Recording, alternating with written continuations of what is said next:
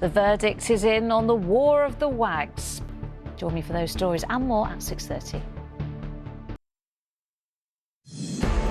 Rebecca Vardy loses her libel case but says the judge got it wrong. It's proved to be a costly venture for Mrs Vardy, expected to be left with a multi-million-pound legal bill. Also tonight. The Evening News with Lucrezia Millarini. Good evening. Rebecca Vardy says she is devastated and cannot accept losing the so-called Wagatha Christie libel trial against Colleen Rooney. Mrs Vardy brought the case against her former friend and fellow footballer's wife after she accused her of leaking stories to the Sun newspaper. But in a ruling, a High Court judge said the accusation was substantially true and said much of Mrs Vardy's evidence was not credible, and it's not clear how much Rebecca Vardy will have to pay. Some estimate it could be as much as £3 million. Well, here's Martha Fairley on Vardy's costly own goal. Martha, the libel case might be over, but this is not going to be the last that we hear about this, is it? After this, everybody could just get back to getting on with their lives. But a lot more in terms of the reputation of Rebecca Vardy, well, despite... Martha, thank you. A 9-year-old girl thought to have died from a stab wound in Boston in Lincolnshire has been named by police tonight. Lilia Valutitie was found in a street near the town centre last night. 2 people have been arrested as part of a murder investigation. From the scene, our Midlands reporter Ellie Pitt has the latest. Thousands of surviving victims of the infected blood scandal should receive payments of £100,000 each, and the public inquiry into the scandal said the money should be paid quickly. Well, our health editor Emily Morgan is outside where the inquiry is being held in central London. So, Emily, what did the judge say? The former Metropolitan Police officer Wayne Couzens has lost an attempt to overturn his whole life sentence for the murder of Sarah Everard.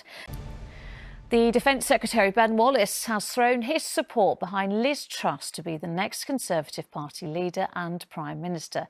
It's a major boost for the Foreign Secretary and another setback for her rival Rishi Sunak. Well, our political reporter Shihab Khan joins us now. And Shihab, how important is this endorsement from Ben Wallace? Yeah, it is. Well, there is plenty more to come on the ITV Evening News, We'll be live in Birmingham with all the latest on an exciting first day at the Commonwealth Games. All that after the break.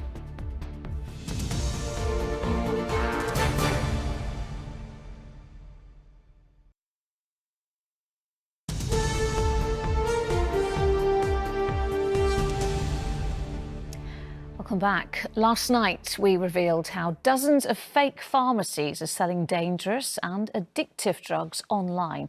Our investigation found sleeping pills and tranquilizers being offered to sale with no checks or warnings about their use. Despite being illegal, all of the sites are still operating. And tonight, a former employee of the medicines regulator, the MHRA, says the watchdog should be doing more to close them down as people are dying. Sam Holder has this special report. The first hosepipe ban in mainland England is set to come into force after prolonged dry weather. The government has released details about how the £400 energy bill support scheme will be paid. The money will go to households in England, Scotland and Wales. Our consumer editor Chris Choi is here with more on this. So, Chris, what is the scale of the problem with energy bills? It's huge, and I think a package of support through the cost of living. There is... Complex. Chris, thank you. A retired British geologist has returned home from an Iraqi prison after his conviction for attempted artefact smuggling was quashed.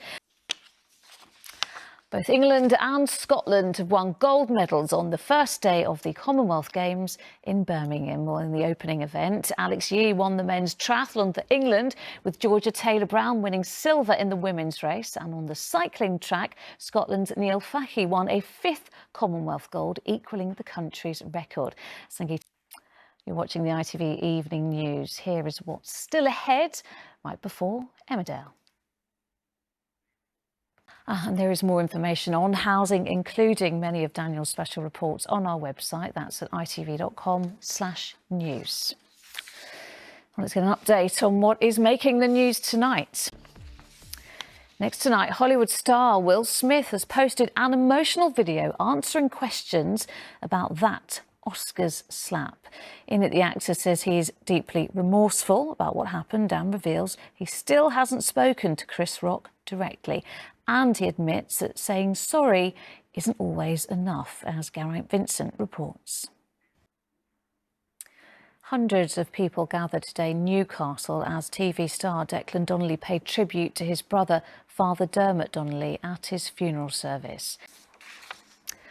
On to football now, and England against Germany at Wembley has a familiar ring, and home fans will be hoping it's the Lionesses' turn to win a major final this Sunday. They take on a German side who've won the Euros no fewer than 8 times, but England are the ones in form and no one is counting them out, as our sports editor Steve Scott explains. Well, among the many fans watching eagerly this weekend will be pupils at the former school of captain Leah Williamson. She honed her skills in Milton Keynes, and her former teacher believes she'll take the responsibility in her stride, as Amy Lewis reports. Well, let's return to Steve Scott, who's outside England's training camp tonight. And Steve, is it largely about managing expectations at this stage? And best of luck to the Lionesses on Sunday. Here's what's still to come on the ITV Evening News. We've got that and a full forecast with Joe in Manchester coming up after the break.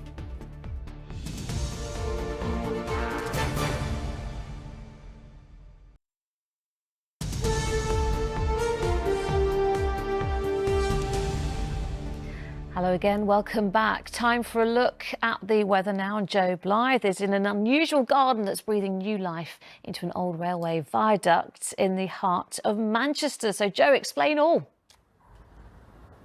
That rain. Finally tonight, the cast of Neighbours have said an emotional goodbye to Ramsay Street after 37 tumultuous years. The final episode is being screened in the UK tonight, with some of the soap's biggest stars reuniting for one last time. It was broadcast to audiences in Australia first, and a warning that we show clips from the programme in this report from our entertainment reporter, Rishi Davda. Tight to mosh. Time for our own goodbye now. Julie will be here with news at 10, but from me and the evening news team, bye-bye. Have a great weekend.